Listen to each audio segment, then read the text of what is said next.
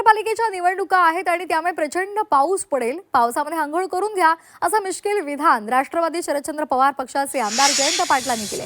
तुमच्या घरामध्ये पाणी आलं तरी आमचा विरोध नाही, पावसात वाहून न जाता जमिनीमध्ये पाय खंबीरपणे रोवून थांबा असा सल्ला त्यांनी कार्यकर्त्यांना दिलाय।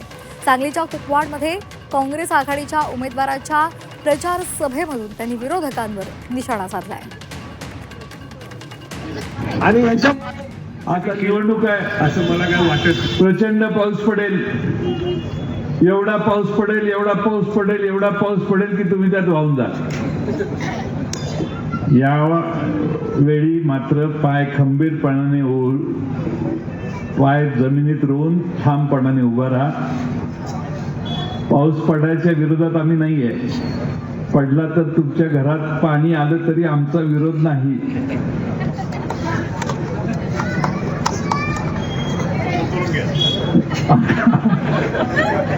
आंघोळ करून घ्या।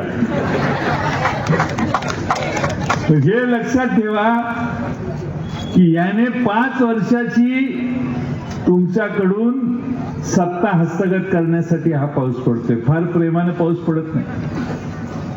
आता निसर्गात ढगातनं पाऊस पडला तरी बाष्पीभवनानं परत तिकडे पाणी जातं वर ढगातनं, परत पाऊस पडतो। पाऊस पडायचा कधी थांबतो का? तसं ह्यांच्याकडून पडायचंही थांबत नाही, ह्यांच्याकडे परत जायचंही थांबत नाही। हे का? याचा अभ्यास सामान्य मतदारांनी केला पाहिजे।